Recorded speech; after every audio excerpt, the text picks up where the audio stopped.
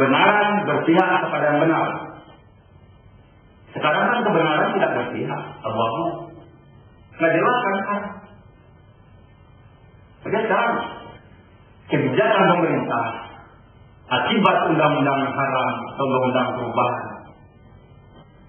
Jadi pemerintah ini tidak bisa melaksanakan secara baik karena undang-undang tadi mau pintar bagaimana, malaikat sekalipun tidak akan bisa mengelola Indonesia ini selama undang-undang itu undang-undang halal, undang-undang haram.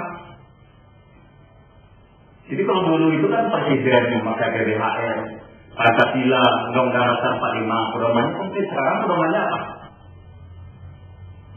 Yang disebut demokrasi sekarang yang neoliberal itu. Nah, saya kasih gambar. Kenapa sih terjadi neoliberal? Makanya saya bilang kalau bangunan itu dasar, kalau Indonesia ini diumpamakan satu bangunan, dasarnya Tuhan, fondasinya Pancasila, tiangnya agama, konstruksi Undang-Undang Dasar 45, atapnya Polri, dindingnya TNI, dinding itu pengaman, itu TNI, pintunya DPR MPR, pagarnya alat penegak hukum. Inilah Indonesia. Dan sekarang semua itu sudah berantakan. Jadi kalau nggak ada pedoman, sebenarnya nggak bisa lagi menempatkan sesuatu pada tempatnya. Kalau masih ada pedoman, ada patokan, berarti kereta api jalan di relnya. Ini sama juga kereta api udah jalan keluar dari rel, apa aja ditabrak, ya rusak semua. Saya ngomong apa adanya, tapi bisa dapat tanggung jawaban. Bukan karena saya benci. Jadi kalau pemimpin nggak mau merubah, jalannya salah tapi diterusin. Kalau jalan salah, perbaiki. Jadi saya kasihan dosanya nampak terus.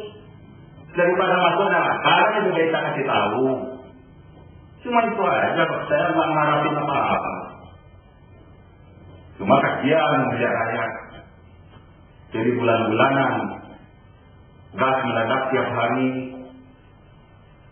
Uang ke rumah sakit, jangankan biaya rumah sakit. Ongkos naik angkot aja kadang-kadang nggak punya. Itulah gitu ya. Jadi kalau melihat gambar Indonesia yang sebenarnya, nah saya kasih lihat. Kenapa Indonesia ini rusak? Nah ini karena diserang oleh orang asing yang berwajah Indonesia. Pada zaman reformasi, dia mengatakan dia pahlawan reformasi.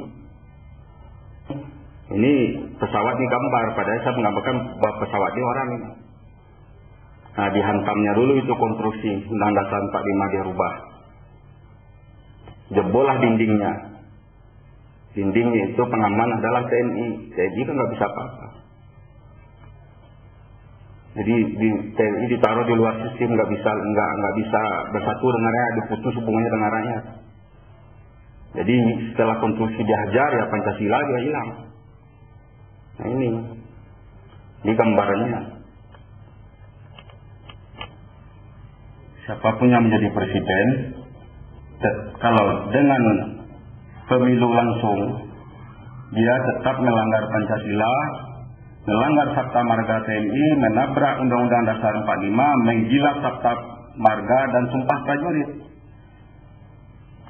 Jadi TNI capek kemana-mana harus ngikutin aturan. Jadi dia nggak ngikutin Sabta Marga lagi, karena pemimpinnya nggak sesuai dengan Sabta Marga. Jadi harusnya pemimpin itu kan panglima tertinggi, yang disebut panglima itu dia mengamalkan yang 5. Kalau umpamanya dia tidak mengamalkan Pancasila, bagaimana mau disebut panglima tertinggi? Pancasila itu kan bagian dari Sabta Marga TNI.